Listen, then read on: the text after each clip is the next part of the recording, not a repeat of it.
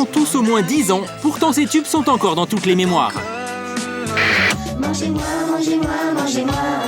Mangez-moi ou encore ces soirées-là. Avec une seule chanson, leurs auteurs sont entrés dans le hit parade des chanteurs français. Je suis resté quelques mois en haut de l'affiche.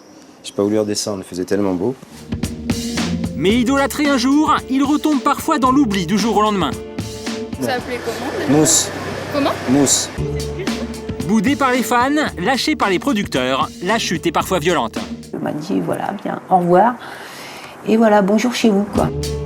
Alors que sont-ils devenus 10 ans après? J'embrasse les arbres. Si certains sont passés à autre chose, d'autres courent encore derrière le succès et préparent leur grand retour. Coup de hanche, comme ça, genre, bam, coup de hanche, voilà, c'est ça. Alors comment survit-on à ce désamour du public et de la profession? Comment supporter de retomber dans l'anonymat? Quelles sont les reconversions possibles quand on se croyait voué au succès? Il y a tout juste 10 ans, cet homme était une star. Ici, ça faisait ça, chut, un attroupement. C'était des heures et des heures à signer des autographes. Maintenant, tu vois, pas un regard et tout. Aujourd'hui, il est un visage parmi tant d'autres, un anonyme. Pourtant, sa chanson est encore sur toutes les lèvres.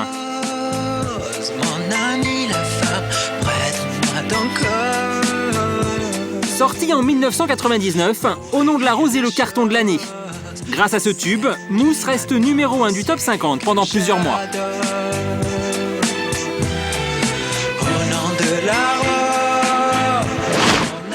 Dix ans plus tard, même béret, toujours vissé sur la tête, c'est à Toulouse que nous retrouvons Mousse. Il nous reçoit dans son petit pied-à-terre, un studio de 30 mètres carrés, sans prétention. Et voilà. Ma valise, c'est tout ce qui me reste de ma carrière. Quelques coupures de presse, des photos, les vestiges de sa gloire passée. Et dans un sac plastique, la consécration de son succès. Ça, c'est le disque de diamant. Je suis resté quelques mois en haut de l'affiche. J'ai pas voulu redescendre, il faisait tellement beau. Un succès phénoménal. Mousse n'a que 20 ans et beaucoup de talent quand il monte à Paris. Tout de suite, sa musique emballe une des plus grandes maisons de disques. Un clip et c'est la gloire en seulement quelques mois. Ça a été vite. Et c'est bam bam numéro 1 quoi. Quand on m'a appris que Johnny Hallyday appelait souvent pour dire ah mais c'est encore Mousse qui est numéro 1 et lui il était deuxième. Et là j'ai dit tiens, ça doit être important d'être numéro 1. Numéro 1 du top 50 du jour au lendemain, son producteur le surnomme même Monsieur Tube. Mousse est devenu une star sans que personne ne s'en aperçoive. Incroyable, inconnu il y a un mois, il est déjà single d'or avec Au nom de la rose. Ma maman, la fois où elle a su que je chantais, c'est sa voisine qui a tapé à la porte et qui lui a dit « Votre fils, je crois, à la télé ». Et puis elle dit « Mon fils à la télé ?» Mais non, mon fils, il étudie. Personne ne savait, même mes amis ne savaient pas. Ils m'ont vu une fois que j'étais en radio ou en télé, ils me disaient « Mais tu es un cachotier, tu ne dis rien ». Je leur dis « Mais tu sais, quand rien n'est fait, ça sert à rien d'en parler. » Un conte de fées pendant 2 ans, mais ça ne va pas durer. Quand Mousse présente son 2e album à sa maison de disques, c'est la douche froide. On lui dit de patienter. Une attente qui va durer 1 an, jusqu'à ce qu'il se rende à l'évidence. Jamais on ne lui sortira un autre album. On a stoppé net ma carrière sans aucune réponse, sans aucune caresse avec, tu vois, c'était pluc. Voilà. J'ai eu un contrat placard, comme on appelle ça. C'est triste. Contrat placard. Pour Mousse, le succès s'est terminé. 10 ans qu'il n'a pas sorti de tube. Alors depuis, son visage est passé aux oubliettes. Pourtant, tout le monde se souvient encore très bien de sa chanson. Vous connaissez le jeune homme qui est là? Il te parle d'un mec qui t'est connu il y a 10 ans, qui chantait Au nom de la rose, mais il n'est plus là. C'est vous qui chantez ça? Et ouais, à l'époque, ouais. C'est vrai? Et Ouais. c'est le monsieur qui chante Au nom de la rose, mon amour. D'accord, peu de et vous promo. s'appelez comment? Mousse. Comment? Mousse. Mousse. Ouais. Je voulais savoir si vous connaissiez Mousse. Non? Donc non. Et Au nom de la rose, ça vous dit quelque chose? Mon ami la femme. Voilà. C'était quoi? Prête-moi quoi? Ton corps. Prête-moi ton cœur. pour réécrire des choses. T'as vu? J'étais amoureuse de Mousse en plus. Mais il Là, était tu plus vois jeune à l'époque. Je crois qu'il avait des cheveux et il écrivait sur un bout de papier. C'est quoi. ça. C'est ça, hein? C'est ça. Et Les cheveux j'étais jusque-là. amoureuse de lui, mais maintenant il est devenu un peu plus âgé, donc je fais quand même un bisou. Ben, c'est gentil. Merci beaucoup. Au revoir. Avec les filles, j'ai un succès fou. Ouh. 10 ans plus tard, tout ce qui lui reste de sa grande époque, c'est sa casquette et ses souvenirs. Et même ça, il a bien failli les perdre. Il y a 4 ans, à New York, il a été victime d'un accident de la circulation. Un événement qui a changé le cours de sa vie et dont il n'a jamais parlé. Et c'est un mois après que j'ai commencé à perdre un peu la mémoire, un peu beaucoup même. Je reconnaissais plus personne, et notamment plus ce que j'étais et ce que je faisais. J'ai perdu mon amie pour ça, puisque quand tu reconnais pas la femme avec qui tu couches, ça fait quoi? Et que la personne ne veut pas te croire. Aujourd'hui, Mousse n'a plus aucune séquelle de cet accident, mais cet épisode a changé sa façon de voir les choses. Tant pis pour le succès, Mousse a choisi de tourner la page. Son avenir, c'est désormais derrière cette porte blindée qu'il le joue. Ça va bien? Car l'ex-star de la chanson est aujourd'hui propriétaire de boîte de nuit. Il vient tout juste d'ouvrir ce club, un gros investissement, il y a mis toutes ses économies. Mais ce n'est pas son seul objectif. Avec l'argent qu'il espère gagner, il veut financer une boîte de production musicale. Son but, dénicher de jeunes talents et les aider à percer. Je veux faire ce métier-là de producteur d'artistes et me produire aussi. Je saurai les orienter et je saurai faire ce que ma maison de disques n'a jamais fait pour moi. Comme une revanche sur le passé, Mousse court toujours derrière le succès, mais cette fois pour l'offrir à d'autres.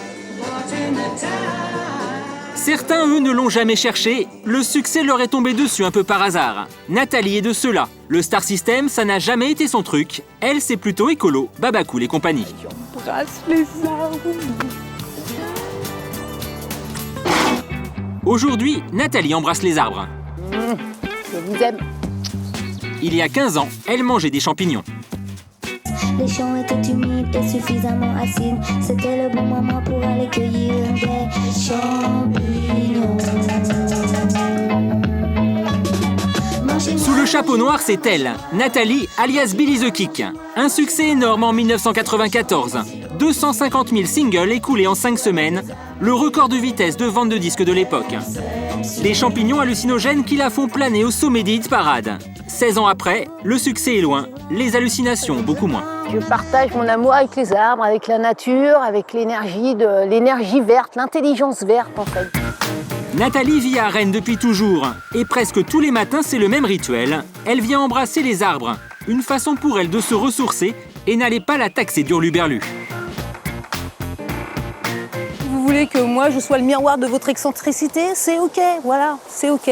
Ça ne veut pas dire que moi on peut me définir en tant qu'excentrique. Je suis une abeille et un champignon de toute façon.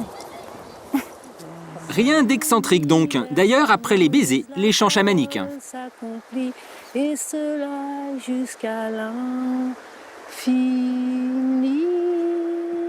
Le rapport avec la chanson Mangez-moi, mangez-moi, c'est cette connexion avec les plantes, avec la nature, avec l'intelligence verte, le fait que en mangeant des petites choses qui ne sont pas plus grandes que nos doigts, on va percevoir la réalité différemment.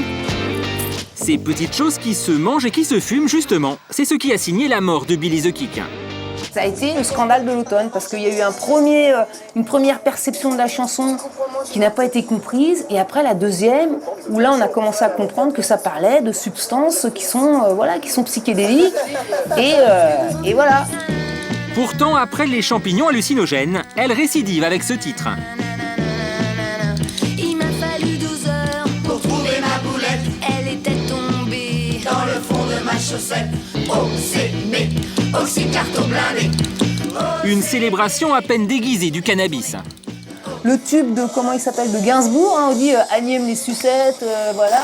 C'est pas parce qu'on chante Agnès les sucettes que tout le monde va se mettre à faire des turlutes à tout le monde, quoi. Il y a une distance à prendre entre une chanson et puis les actes qui sont décrits dans la chanson, quoi. Voilà, c'est de l'humour. De l'humour, un enquêteur de la brigade des stupes va sérieusement en manquer. Il porte plainte pour incitation à l'usage de stupéfiants. La plainte sera classée sans suite, mais le mal est fait. Le public et les producteurs ne la suivent plus. Aujourd'hui, Nathalie vit toujours de ses droits d'auteur et de quelques concerts. Mais pour arrondir ses fins de mois, elle joue les VRP. Des connaissances qu'elle essaye de convaincre des bienfaits de la science japonaise. Voilà, donc ça, c'est des aimants nord et sud qui créent un champ magnétique équilibré. Ça veut dire que le nord va détendre tout ce qui est tendu chez toi et le sud va retendre tout ce qui est trop détendu. C'est là où ça va opérer comme un équilibre. Des semelles de chaussures, aux oreillers et même des matelas, toutes sortes d'objets aimantés soi-disant bénéfiques pour le corps. J'envoie un message d'amour à tout mon corps, voilà.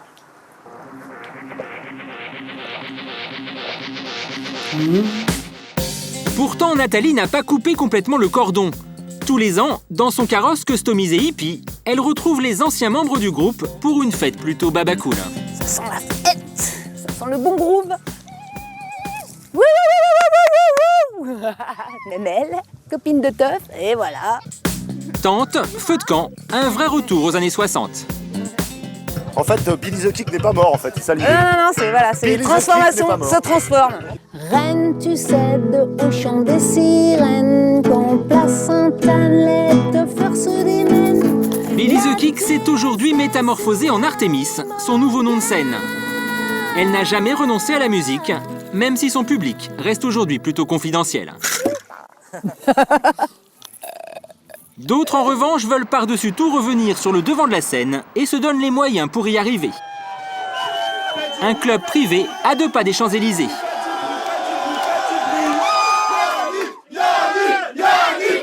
L'organisateur de la fête, cet homme en costume.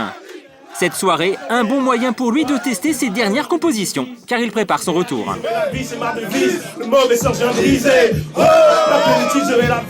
Ces morceaux ne vous disent rien, normal, ils ne sont pas encore sortis. En revanche, celui-ci résonne encore dans toutes les mémoires.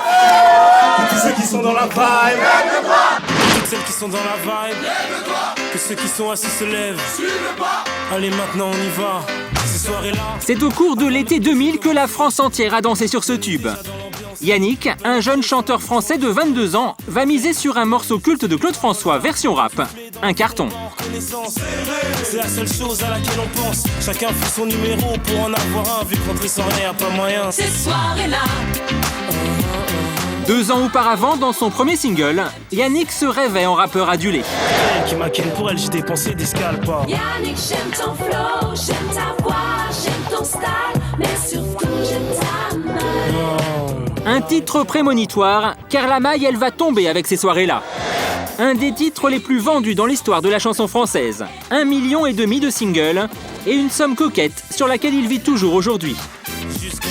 De la maille qui lui permet 10 ans après d'organiser un retour en fanfare. Le lendemain, place de la Bastille à Paris. Un monospace aux vitres teintées.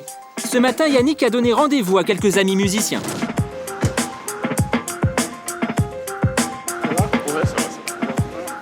Car 10 ans après son tube, l'homme prépare son grand retour. Et pour ça, il ne lésine pas sur les moyens. C'est ici, dans ce studio d'enregistrement, qu'il prépare son nouvel album. Et c'est lui-même qui s'autoproduit. Franchement, c'est super beau. Et je connais ma chance d'évoluer dans des studios comme ça. Un studio ultra professionnel où ont enregistré les plus grands. 50 Cent, Alicia Keys, Alain Souchon ou Vanessa Paradis. Un confort de travail que peut s'offrir Yannick, mais quand on lui demande combien son tube lui a rapporté... En général, les artistes n'aiment pas répondre à cette question-là parce que ça parle de l'argent, surtout en période de crise et tout. Donc, en gros, j'ai le sourire aux lèvres, j'ai une vie qui est sympathique. Une rente qui lui permet de vivre depuis 10 ans et d'autofinancer la sortie de son nouvel album. Ça, dès le matin, au clair de lune, tu le sais, sur le bitume, c'est la coutume. Il vend du fume une substance blanche bleue. Aujourd'hui, il travaille en famille. Son bras droit, Flo, son petit frère. Là, normalement, je devrais me mettre en genou à terre. Je devrais être comme ça, normalement. Là, prenez, parce que voilà. Parce que là, c'est du lourd. S'il n'est pas là, c'est mort. Boss des boss, voilà. On a été éduqués d'une très très bonne façon. Ne pas prendre la grosse tête, il aurait pu se la raconter. Il l'a pas fait. Il est resté comme il est. Il marche dans la rue, pas de garde du corps. Il est là, il est très bien. Il dit bonjour, il n'y a pas de problème. Un autographe, tu veux un autographe, ok. Une photo, ok. Il n'y a pas de problème. Vous l'avez très bien vu. Il est là, il parle avec tout le monde, il est cool. Il n'y a pas de... C'est pas devenu une choupa choups. La grosse tête, Yannick y a échappé. Direction Aubervilliers, en banlieue parisienne, au centre culturel du quartier. On vient voir un de mes amis qui donne des cours de danse ici. C'est dans des lieux comme celui-ci que le chanteur a écrit ses premiers textes, il y a une quinzaine d'années. Mais Yannick a beau avoir réussi, il n'a pas oublié d'où il vient. On peut être au milieu des tours, ou dans des beaux studios, dans des beaux arrondissements, et puis on reste les mêmes. Voilà. Ça, c'est notre vie. À la MJC, le parcours de cet ancien gamin de banlieue fait rêver. Vous êtes content de rencontrer Parce qu'on écoutait ça en fait quand on était petits et tout. Et... Ça a eu plaisir. Ouais. C'est moi qui vous remercie. Parce que de faire un métier qu'on aime et de voir qu'en plus on est aimé en retour, c'est là qu'on se dit j'ai fait quelque chose, j'ai bien fait de le faire. Parce que quand t'as tous tes potes qui te disent ouais c'est bien ce que tu fais, tu sais plus si c'est vrai ou faux quoi. Parce que tu dis ils veulent pas te blesser et voilà. En tout cas on a adoré danser sur ton son, il est trop bien. Il est trop bien et j'espère que tu vas cartonner quoi. Je sais plus quoi dire là, je suis bloqué là. Le retour de Yannick, c'est peut-être lui qui va l'orchestrer. Lilou, un danseur professionnel sur lequel compte le chanteur pour l'aider à revenir sur le devant de la scène. Je suis venu voir mon mentor parce que voilà, moi j'aime danser mais je suis pas un danseur, j'ai pas son talent. Et Lilou du talent, il en a à revendre. Alors Yannick espère qu'il lui apportera la recette du succès. Il y a 10 ans déjà, c'était quelques pas de danse enfantin qui avaient fait swinguer la France. Allez maintenant tous ensemble. En haut, en bas, à gauche, à droite. Ouais. Gauche, et tu remontes. Comme un petit coup de hanche, comme ça. Genre, bam, coup de hanche. Voilà, c'est ça. Okay. Le petit coup de hanche peut être le succès de l'été prochain. Ensuite, des choses un peu plus compliquées.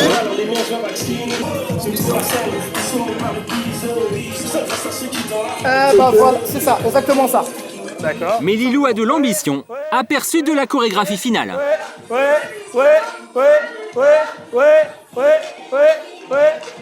y a du boulot. Et au boulot, Yannick va s'y remettre, dans l'espoir de refaire un tube comme le premier. Un challenge qui en vaut la peine.